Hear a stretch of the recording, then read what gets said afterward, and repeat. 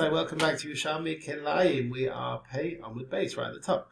Chazman Chame. Now, once Rabbi Yossi saw Rabbi Chia Gov Bane, who was washing in the bathhouse, and he didn't humble himself before he didn't get up in his honor. So Rabbi Yossi said to Rabbi, is this the one they say such great things? So Rabbi said to him, what did he do to you? Well, he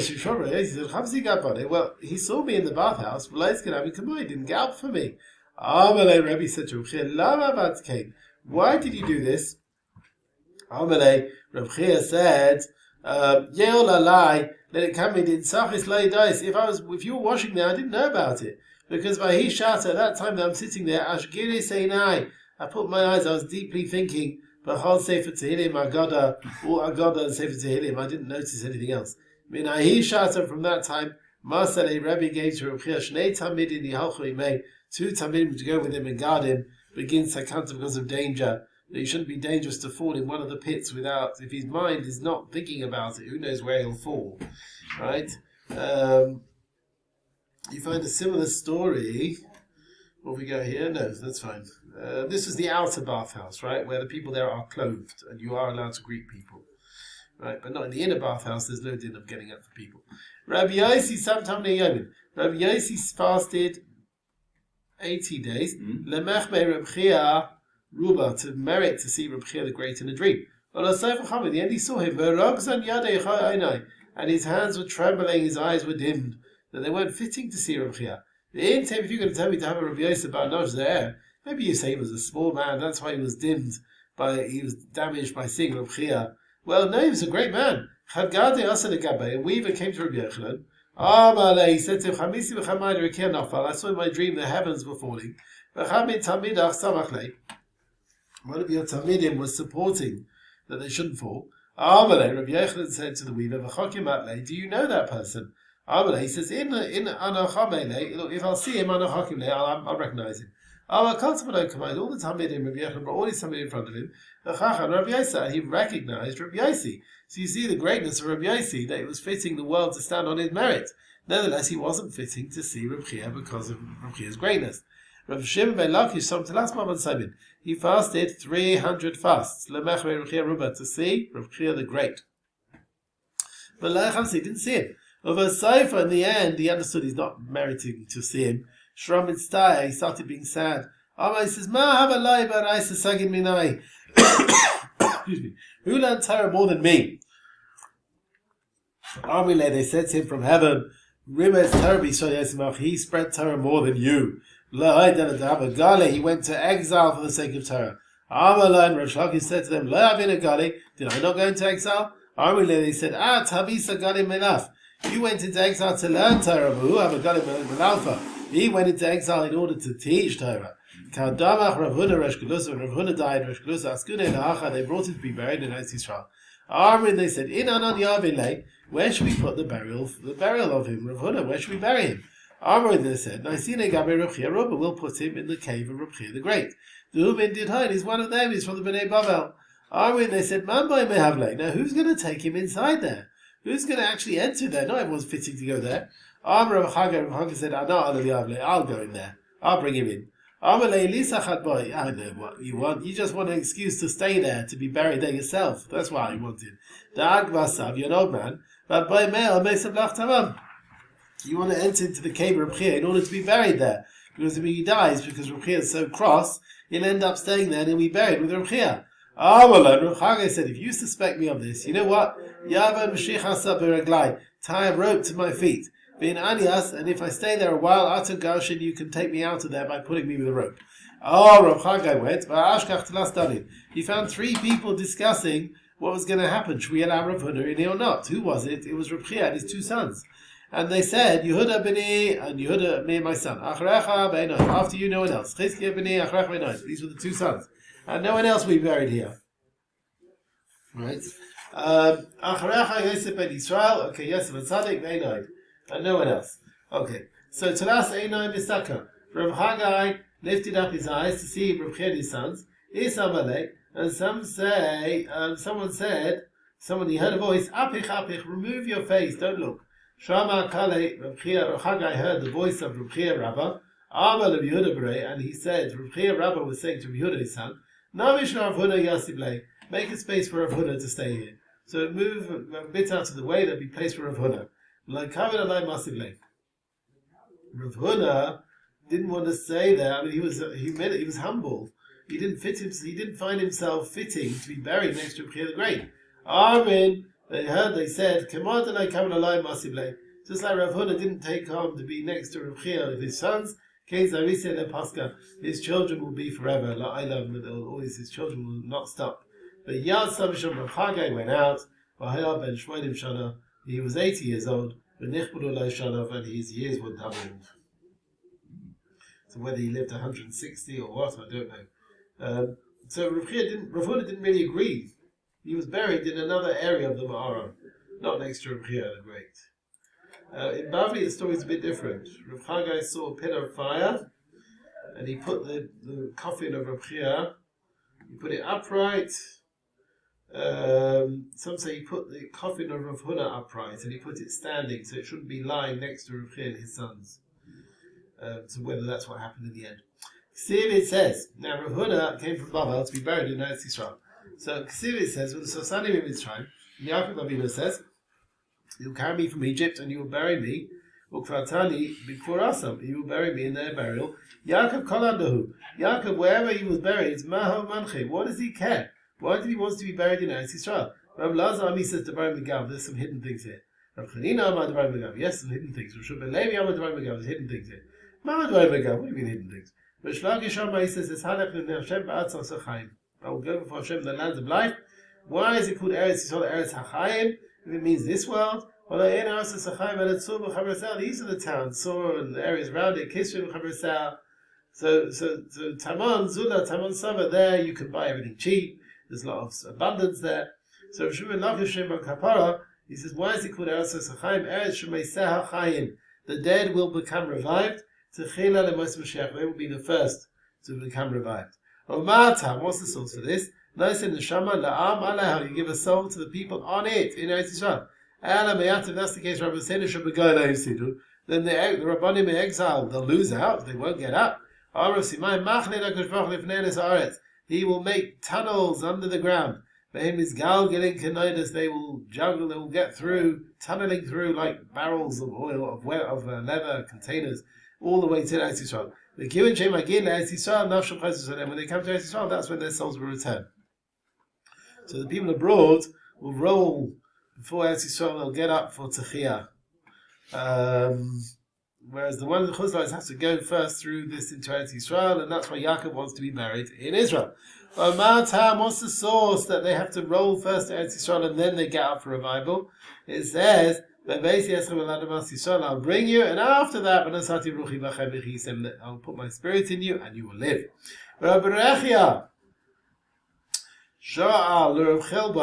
asked to Rav Chelbai, Rav Chelbai shal Rav Imi, Rav Imi shal Rav Lazar, Rav Lazar shal Rav Chanina, Ve'istam, and some say Rav Chanina shal Rav Yishom Levi.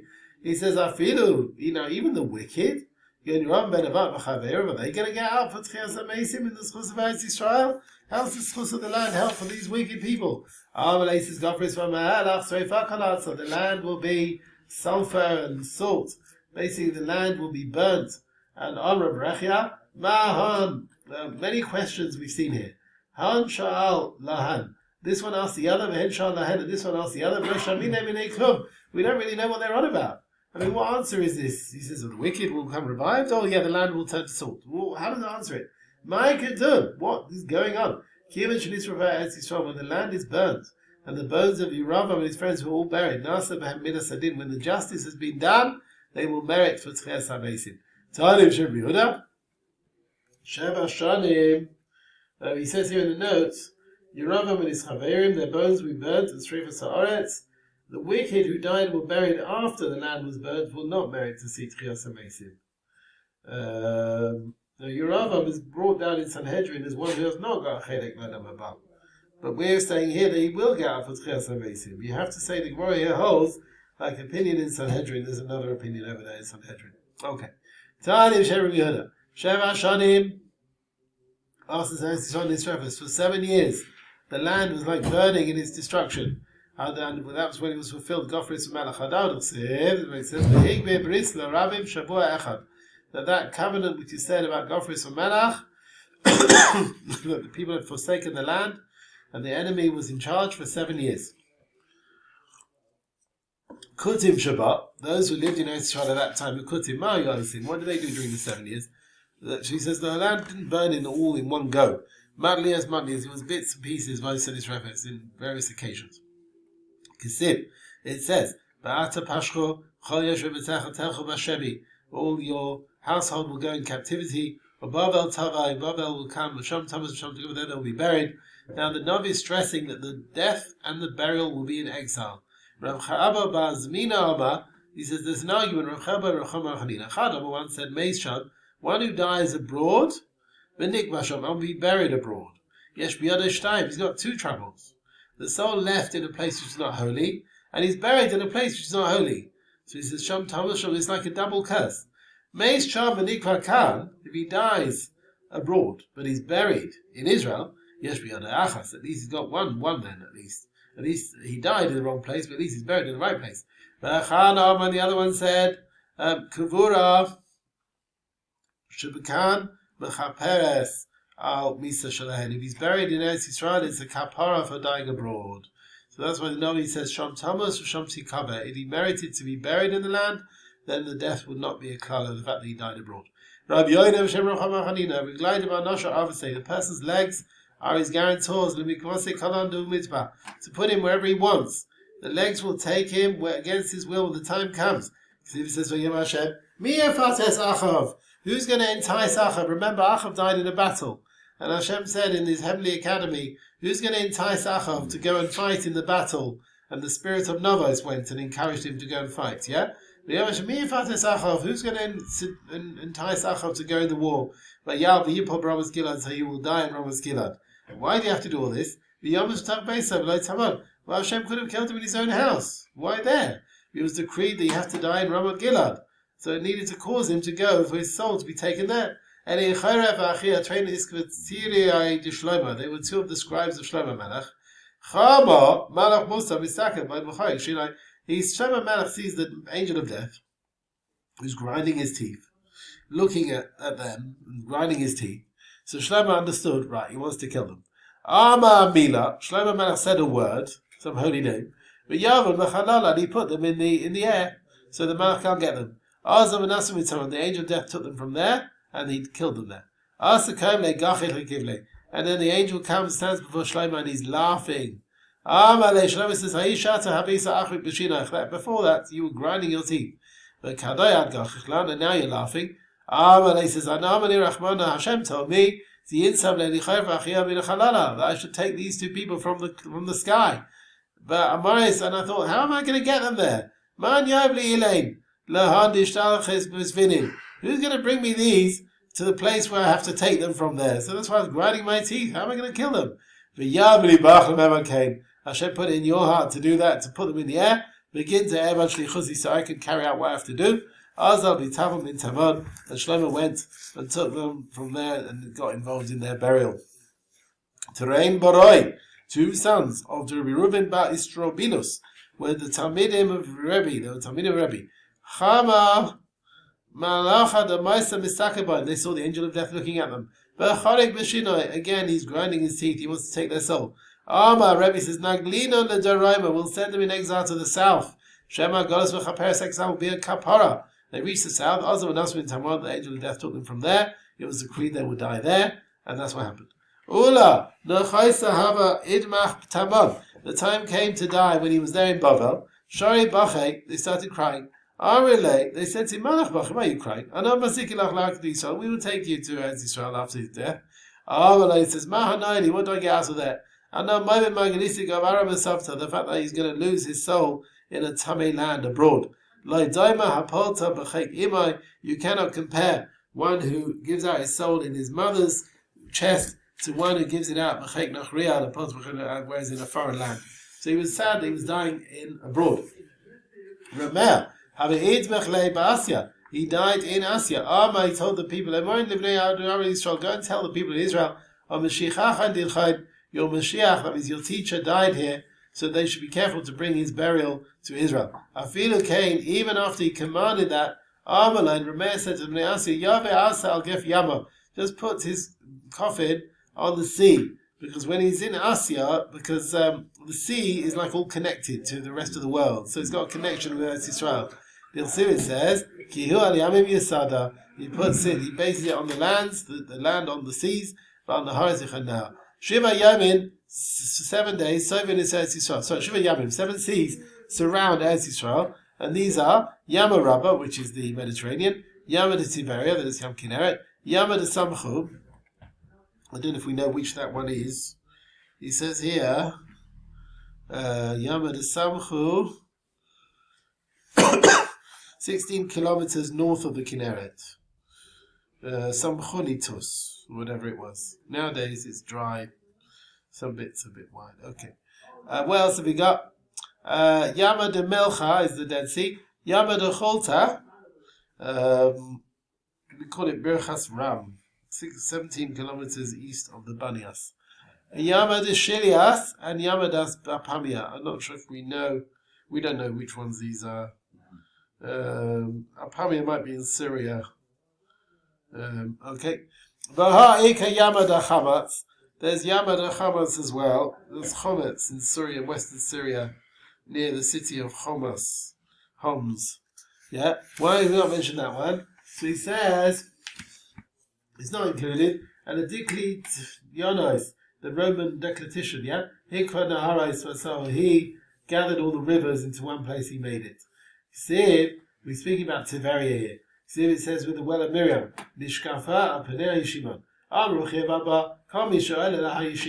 who goes up to Yishimon, Masechet Kavara Bayam Tiberia, if he finds a sort of like a rock, a round rock, made like a sieve of some kind, that is Zul Beirash of Miriam, that's the well of Miriam, and it was put in the sea of Tiberia. Said Sharune Rabbanin, the Chacham measured its place, it's directly opposite Taram and Sia the Gnishta Atikta the Surungin, the middle gate of the old shul in Surungin. It's like directly opposite that. Okay. Rabbi Bar Kiria, Rabbi Lazar, have a sign of history. They were going in the street. They find coffins. Rabbi Bar Kiria, Rabbi Lazar, he says, how does it help them? They died abroad. How does it help? And he I call on them samtem leta'eva. Make it like an abomination in their lives. They never came to live in the land. But they defile the land with their death to be buried here. Rabbi says, I don't know about you. They come to the land, they take a bit of earth from Manichan and put it on their coffin, and they have forgiveness for the sin they didn't come to live in their life. The sin says, and that will be a kapara for them. By putting a bit of ground on them, they have a kapara for their death abroad. Right. Right. Next Mishnah talks about Shamnes. Ha-brosim, va-bardosim, va-dalmatikiyaim, umin alas hapinon. Now these are types of garments made of wool. I will explain a bit what they are. If you acquire them from a non-Jew, don't wear it till you check it. He says, they come from abroad, dinas hayam. They don't need bedika. They're probably made of canvas or not linen, because they don't have linen in those places. Or zarav, type of a leather shoe, which has got a bit of wool on the inside. You don't have to worry about kilayim. You don't think there's any linen in there. Havarasin are called baria. Bardasin are called dilma. They're types of made of wool, used for covering beds. One's a thicker one, one's a thinner one. Adalmitikai is kaimlin and marfirin. They're called kaimlin and marfirin. Types of socks made of wool. Obinalais hapinon is dardasin. This type of shoes made from wool. Okay. Some say they're sort of cloths, these other ones made for scarves or something like that. Or, yeah. Rabbi Yossi, you bring things from abroad, you don't need to check them. What does he mean? Abroad from Eretz Yisrael, Dinas Hayam, and from anywhere. maybe only the seasides in abroad, you don't have to worry. But the rest of Chutz you do have to worry. So maybe only the seaside, the coastal towns, maybe. These are cities abroad. This tells me that this one's coming from the seaside abroad. If they're coming from the rest of abroad, then you do need to check. Okay. And if you come things from abroad, we think they don't need checking. That was said at the beginning, because they didn't have linen everywhere. But now, you find everywhere, you need to check. Mina shel zarav, sort of leather shoe of some kind, there's no problem of Kilayim. Is Asrin Nizar in Amram in Guy. There are places where they put wool in the middle, in the beginning, in the inside, to warm up the shoe. And so the Mishnah says you don't have to worry, there's linen there. Kada, like we see Reb Zira, the Fakin Rabbi Mazin of a Yemen Barishon. He told the shoemaker, whose name was Barishon, please don't stitch any linen in my shoes. Only we use leather.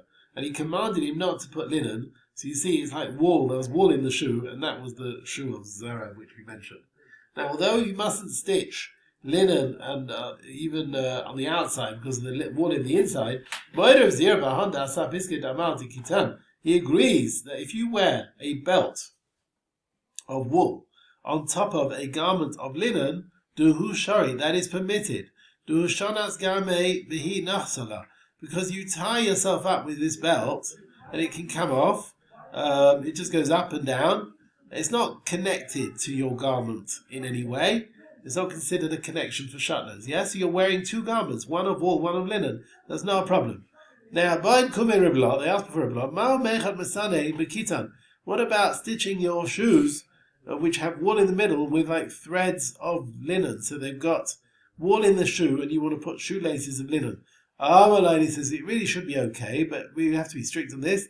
Begin to Rav Zira, because Rav Zira Amar Asa, he said it's forbidden. He agrees that someone who wears shoes or socks of wool, al gabe dalisin kitan, on top of shoes or socks of linen, do also is forbidden. Now, as long as you've not taken off the outer shoe, the outer garment, lo shalach haraya, you can't remove the inner one. So it's not a belt, we said before, can go up and down. But he's saying where you can't take one off without the other, you hear that? According to the Yerushalmi here, this is a problem. So two lots of socks, where one on top of the other, according to the Yerushalmi here, would be a problem. Right?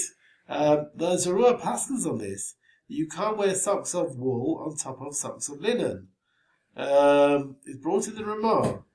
Now, with a garment, a shirt of wool on a shirt of linen, that's permitted. Because you can take the outer one off, even if you don't remove you can remove the inner one, it seems, without removing the outer one. And the Beis Yosef learns the Gemara here differently. It's talking about very narrow shoes, where you can't remove the outer one without removing the inner one. So they're considered connected. So if you can remove the outer one on its own, it's not a problem. Even though you can't remove the bottom one without removing the outer one. You hear that? So according to the Beis Yosef, it's fine. If you can remove the outer one on its own, that's fine. Avoider of Safra, the father of Safra, Shal Rabbi Zira, he asked Rabbi Zira, what's the din of putting money inside a woolen garment that you're wearing, and you want to tie it with a linen thread? So you're tying the money in the sleeve of the pocket, whatever, and you're tying it with a linen thread. What about putting money in a flax garment which you're wearing, a linen garment, and tying it with a thread of wool? Do you know Rav Huda, who's a great man? Rav Huda Amar also, he says forbidden. Rabbi Bina Amar also, he says it's forbidden. Shmuel says Mutzah is permitted. Rabbi Yaakov Arachim Shem Rabbi Yasser Amar Mutzah, he also said it's permitted. Some say because you can take the thing out, the thread, without undoing a knot. The kshira is not proper chibur. Sometimes it's not considered a proper chibur. The knot that's made to undo each time, it's not kesher shel kayama, it's not something that's going to last. Okay. 3 ways of connecting a garment to forbid it for shatnez.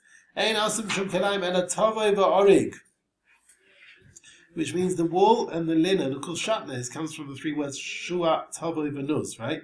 So it's only when the wool and linen are connected by being spun together into a thread. And after that, a thread was woven into a garment. Okay? This seems to be like the Rambam. The shua, tavo, v'nuz are ways of connecting, but one is enough. So making them into a thread, whatever it is. Now, there's all arguments, Tosfos over there, Ksubas, yeah? There's the whole sugya there.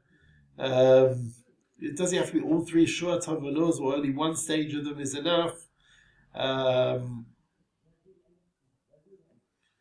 According to Rashi and the Rambam, the Issa claims the mixture of wool and linen, which are shua, tavo, v'nuz. So that means they were carded, spun together into a thread, woven together into a garment. Yeah, it's got to be everything. Through all of them. Rabbeinu Tam held they don't need to be mixed together, wool and linen, as long as each one on its own has to be shua, tavo, v'nuz. And if you connect one thread of wool, which has these situations, with one thread of linen, which has these things, then that's Kilayim and Torah. So it's something that each one in its own has these things. So Ein Asim Shem Kilayim and Torah. Okay. Shenema, as it says, don't wear shatnez, davar shua, tavo, v'nuz. So it's connected through the smoothing, or the spinning, or the weaving together. Rav Shimon Lazai, he says, no lanuz is no lies. It's like bent, or melezu, and it's like down or low. The one who wears Kilayim, that's Aviv Shema Olav. He's like putting down Hashem on him. Halevadin, which are cloths made of things stuck together without any stitching or weaving, and they're made like felt material, right? Asurin, they are forbidden if it's wool and linen. It's still forbidden if it's made from wool and linen. Neshehin shuin, they are sort of smooth together. Pif shel sever is like a belt made from the wool which is spun b'shel pishtan. It's a belt made from wool connected with linen. I don't know how they say it there. Because they're woven together. Woven together. Also, it's a problem.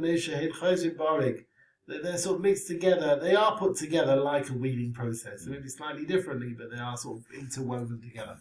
Rabbi Yossi says, Masechet shalarik, belts made from sort of ropes of wool, asuros are forbidden on a garment of linen, neshu moilel, because it connects it together.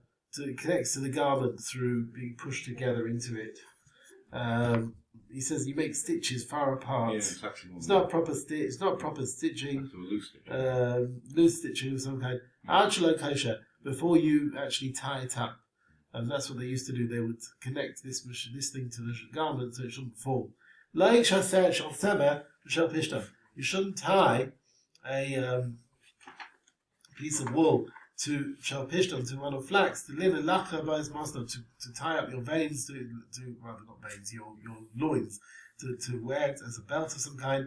Alpha pisha ritzua be'emsa. So in other words, you've got a piece of wool and then a piece of linen, but you've got a piece of leather in the middle.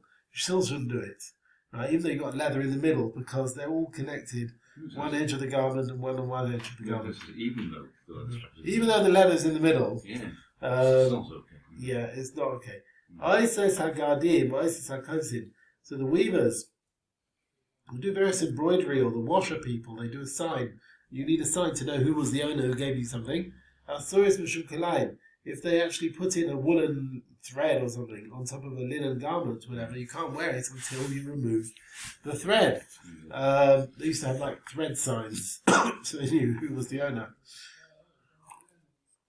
Now we mentioned various ways of connecting garments. We mentioned shua, tavo, v'nuz.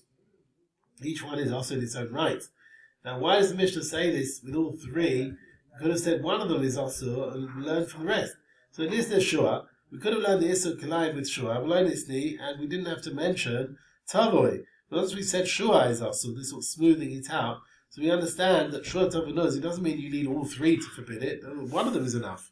So tavo levad, of course, should also be also. So he says, if we learn shua on its own, we learn tanin on tavo. If we had not learned tavo, having omrim, we would have said, tavo muta. A tavoy maybe on its own, just spun together is permitted. Mishnah didn't say that. So you see clearly to be itself on its own, spinning on itself is also forbidden. This is shua. We could have said shua, but like this, noise. We didn't need to mention the idea of them weaving together. Because once shua is forbidden, then noise is forbidden. He says, Elo Tanina and Shua, if we learn Shua, but like Tanina and noise, we haven't to learn noise. Normally we would have said, noise, maybe noise, just weave together is permitted in the Torah. And Mishnah didn't say that. Ela Pishon Semishon Pelishtan, it's also, you can't wear it. You're sort of connecting it again. So even a weaving, a part on its own, is considered a connection as far as Kilayim is concerned. This thing knows. We could mention knows, but like this thing, we didn't have to mention Shua. Because once we've learnt that noise is forbidden on its own, we don't have to mention Shua. Ila Tininan, had we learnt noise, but like Tininan Shua, had we not learnt Shua, we would have said, Shua, maybe Shua itself, which is the first stage of the process, maybe that's permitted. He said, Mishnah doesn't say that. And so even that Shua sort of pressing together is already forbidden with our Torah. So that's why the Mishnah mentions each one is forbidden in its own right. Sort of purple stuff of ropes, or sort of tying on top of a rope, on a belt, on top of a garment of linen. Some say the wording is mutaris, they are permitted. Mandamasur is the one who says they're forbidden. The ones of the tasim, that what they wear. The hum mechapas bay, you connect the belt to a garment and it doesn't move from its place. So it's considered a connection with Kilayim. Mandamar, the one who says mutaris, is the Hushonatz Gameh, where you're guarding yourself, you're tying yourself with the on its own, you're not connecting it to the garment. And from that, it moves from its place and it goes down and goes up. So it's not considered a chibur as far as Shabbos is concerned. Okay? Halach Hazayim. Sorry, halach above. When you are connecting two garments with a stitch, one stitch going through two garments, Eina chibur, that's not a proper connection as far as Tul and Tara is concerned. So if one is Tameh, the second one is not Tameh. If they were both Tameh, and you sprinkle Meichatos on one to purify it, the second one is not purified, because they're not really connected at all with just one stitch, one line going connecting the two, that's nothing. And if you connected a wool garment with a linen one, through one stitch, as it were, going one way through, that's not Kilayim. But Hashomta, and if you take it away on Shabbos, Potter, your Potter is not considered tearing. Now, according to Wamsha, this means if you went one way in and then you went the other way back again. Wamsha is you took the chut to the second side, you brought it back to the first side. That's what I said. That's Wamshat. Also Shnei Mashah B'tzad Echad. Okay. Then. So that's two stitches. That's the way the Rosh learn. The Rambam learns you only put it in one, but after you put it through, you sort of tie a knot at the end. That's how the Rambam learns. Okay, so Chibur then is considered a connection. Yesh Bam Mishum Kilayim problem of Shabbos. V'Hashem said if you undo it b'Shabbos, you're chayiv, you're liable. Rabbi Yehuda said actually shalesh. You're not liable until you go 3 times, once, twice, and back again, right? And then you take it, and then that's 3 times. A piece of wool which is connected to sackcloth or something, and a piece of linen which is connected with a box or something, and you stitch the 2 pieces together with 2 stitches, then the pieces join up for Isur Kilayim, even though each one is connected to a separate keli. So what have you got here? A piece of wool is connected to a sack, and a piece of linen is connected to a box. And you stitch the 2 pieces together with 2 stitches, yeah? The sack with the box, whatever it is. So then they're considered connected as far as Kilayim, even though each one is connected to a separate keli. Okay. Rav Chanina said, Ad Yechos Kol Sitra. 2 stitches is not considered a connection until... Everything okay? Just keep saying no battery.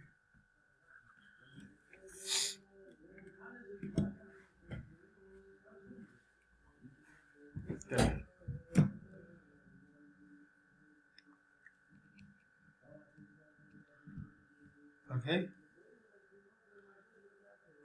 Okay. Rav Chanina said, 2 stitches is not a connection.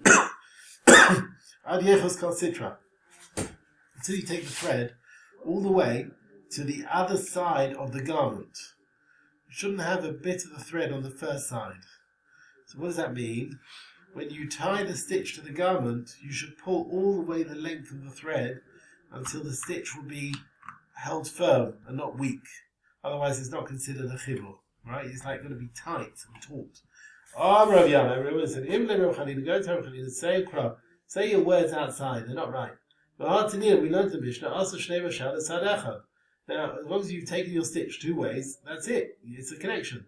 Me'at, according to you, it's not a connection at Yechos for Yitzchok until it goes completely to the other side of the garment and then come back all the way to the first garment. But the Mishnah never said, all the Mishnah said was that the 2 Roshim, the 2 ends, should be on one side. It can be even if you don't take it all the way the length of the other garment.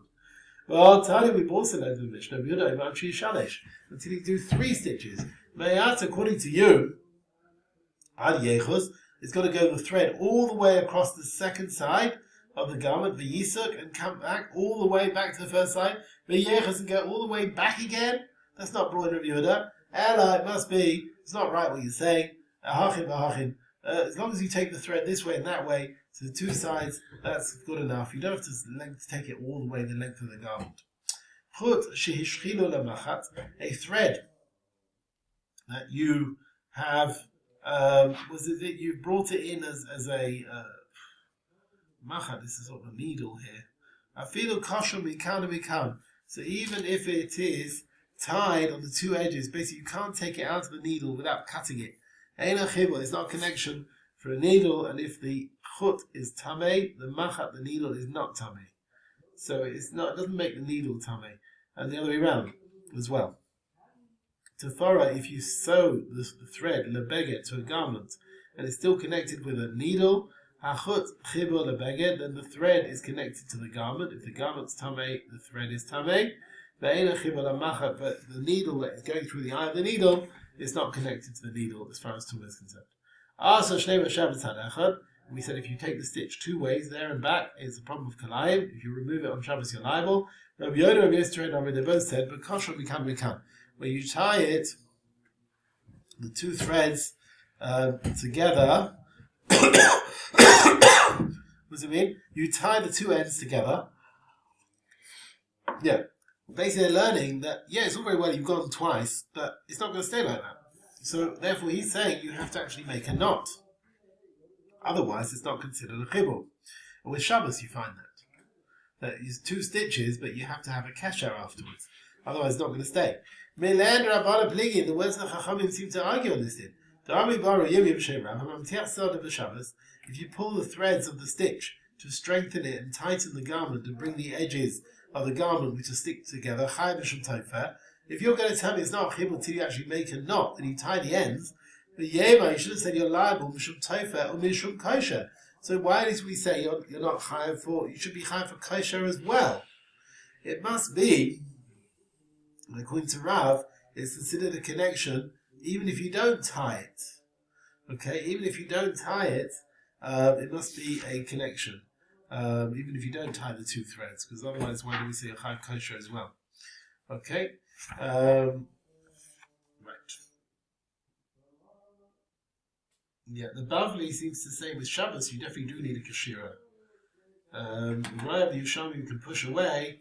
Rav talking about a garment which has got more than 2 stitches, then everyone holds you don't need a knot in place. Okay. Rabbi Yehuda said, you're not chayav to do 3 stitches.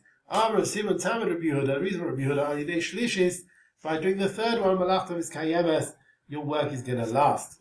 Obviously it's Rabbi Yehuda Rabbi Lezer. It's not like Rabbi Lezer. The Tanian Tamar we learned in elsewhere. Rabbi Lezer Ibn Ha'ereg, one who weaves. You start with 3 weaves, 3 threads. You begin the weaving. 3 threads. Or you add 1 thread to a weave which is already in place. Chaim, you're liable. And the reason Rabbi Lezer, less than 3 is not called weaving. So Rabbi Yehuda, who holds that you need 3 stitches, maybe he holds like Rabbi Lezer. Ravula, Tamar Rabbi Lezer Tamar. The reason Rabbi Lezer there with Shabbos because on the day Shlishim Nachtos came is by doing the 3rd one, it's going to last. The 2 threads is not going to last. It's not malacha. The Chachamim hold even 2 threads is going to last. And it could be Yehuda holds like the Chachamim that even 2 threads are going to last. But as far as Shadlis is concerned, he doesn't say that it's not going to last, because Pachas Mikan, less than 3 stitches, mistatahu. I mean, you can easily undo it. Right? 2 stitches doesn't do a hard, strong connection. So even though it's going to last with 2, as far as Shadlis, that's not enough. You need a stronger connection.